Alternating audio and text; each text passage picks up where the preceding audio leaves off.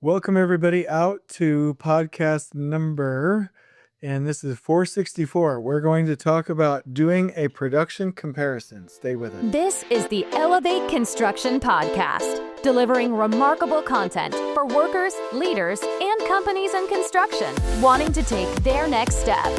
Get ready to step out of your comfort zone with Jason Schroeder as he encourages you to do better, live a remarkable life, and expect more. Let's go. Welcome everybody. I really hope you're doing well. I hope you're getting also caught up from the holidays. I know it's tough for all of us when we have such a good time and then come back to possibly a full inbox and a bunch of things to do. I'm going to do a couple of quick hitting podcasts here. I apologize for being just a skinchy bit late. I was supposed to publish this yesterday. I'm not being a victim, but on my flight to Houston, my plane was delayed. I got in at 4 a.m. and then coming back to Phoenix, Katie and I were on the trip working on this together. Our flight was delayed and we got back at 4 a.m. And so it's been kind of rough. And I'm like, whoa, now this is kind of a rough deal here. So I'll just get a little bit of sleep and I hope everybody understands. So I want to talk to you about a production comparison. A couple of companies that I work with have had this revelation. If you have a Takt plan, actually, let me go over here to the outline. Sorry. I'm almost there. So if you have a Takt plan and on your project, and you also have metrics on quality, you have your financial projections, you have your risks and opportunities, your risk and opportunity register, your buyout log, your material procurement log, your roadblock removal system, and ways to track team health, then you have the basis of the things that are needed to run a remarkable project. Now, if you have self-perform, there's something else that we must or we get to add to the mix, and that is a production comparison or a production analysis. So it won't just be the schedule, it won't just be the norm level schedule day to day, and it won't just be the micro steps. It will also be an hour by hour, minute by minute production analysis. So this is what I mean. When we think about making money as a contractor doing self-perform, whether that's concrete, framing and drywall, civil utilities, which I'm working a lot with recently, we might end up just doing most of our consulting with civil companies. Actually, civil is a wonderful place to implement Takt planning. When we have no systems, typically, we have no systems that will track production and help us to improve production on a daily basis. We have systems, and I do wanted to give a shout out. I really like HCS or is it HCSS with heavy bid and heavy job. Boy, that's embarrassing. It's HCSS, sorry. Anyway, heavy bid and heavy job. Those for civil, there are other applications for normal commercial vertical work, industrial. So a lot of times people don't even have anything to track it, but I mean, let's just use heavy job as an example. They do a fantastic job of helping you to bid and track production on a construction project. Now, that being said, even with that system, knowing where production was, where there are gains or losses or break evens, even with percent plan complete where we see how we did, the question that I have is, where did those deviations come from? Why did it happen? How can we prevent it next time? And lagging indicator systems don't always tell you that. In fact, they almost never tell you that.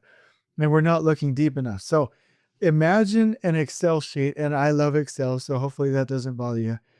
Where on the left, let's say you're going to install 180 linear feet of pipe, of water pipe in the ground, in a roadway, in a road closure. And you have from 7 a.m. to 5 p.m. to do it. And you have 180 linear feet that you're targeting, and you have a 5-person pipe crew and a 2-person grading crew. You can, on the left, write down your stationing for each 20-foot section. On the top of your Excel sheet, you can write down every 10 minutes. So 7, 7:10, 7:20, 7:30. And what you can do is by crew, meaning you're going to have a group of people, your pipe crew stringing out pipe, a group of the grading crew doing demo, 2 people at minimum on the pipe crew doing the excavation, and then installing the water, backfilling, doing the remaining backfill.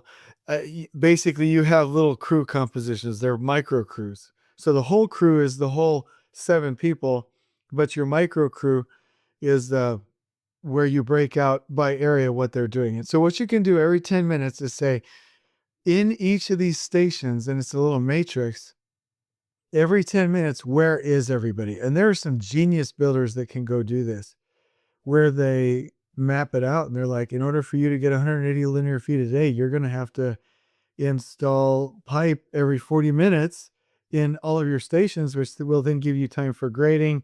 Here, this gives you time for your morning huddles. In the middle of the day, it gives you time for lunch. You get time to install fixtures, the whole nine. There are genius people, and that's what superintendents and foremen have to be doing. They can map this out, whether this is for vertical, horizontal, industrial, whatever it's for, and map it out.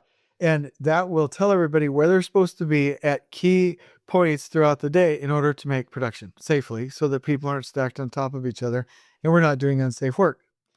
So that's genius. Absolutely fantastic stuff right there. Now, here's the thing that if we could wave a magic wand to the entire industry and get every superintendent and foreman to do this, we would make millions and millions of dollars and our production curve would head up. If you could get the foreman or the superintendent to actually track where they were that day in the intersection of that matrix by every 10 minutes by station, which crew, then you could see where there's deviations. So if you planned for a certain activity to happen at 8:20 and it actually didn't start till 8:40, and when it did, it took twice as long, that's a deviation. Why did it happen? Did you have a lack of equipment? Was the survey equipment not ready? Were you waiting for drawings? Was there a bust? Was there materials that weren't close enough to the site?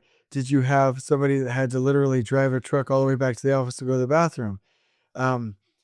What happened? Every time you look at your targeted production for a day, you have to then go figure out what actually happened. Where were there deviations? And then you're going to come up with 1, 2, 5, 10, whatever deviations. And you can come up with 1, 2, 5, 10 corrective items. And that's what you do in the next day's morning huddle. Not only in the afternoon huddle with the foreman where you plan the next day, but in the morning, you're like, okay, everybody, yes, we had too long of an AM meeting. I need somebody to set a timer. Okay, that's number one. Number two, lasers have to be set up before we start digging. We can't mobilize the excavator or the backhoe and then expect to go grab the laser. It needs to be set up ahead of time. So if you set that up, we can start 10 minutes earlier. Also, yesterday we were spending too much time running back and forth to get pipe or such and such material. If we shake that out in this way, we won't be moving in as much, right? The other thing, you're right. We ordered a porta potty to come close to the project site. It's going to be cleaned 3 times a week. So it's super nice. We don't have to drive the trucks back and forth, just on and on and on, making improvements every day to production to reduce the starts and stops, to reduce the variation and to create flow. So this is a quick little podcast. I'm not giving it enough credit. I'll put this into a blog post, but we have to do this, especially in self-perform, especially with crews that aren't making production, if we're ever going to make additional money. Every foreman and the superintendents, if the foremen aren't doing it, on we go. Please join us next time in elevating the entire construction experience for workers, leaders, and companies coast to coast.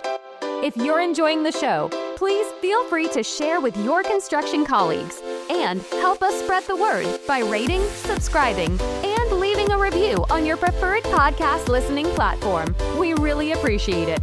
We'll catch you next time on the Elevate Construction Podcast.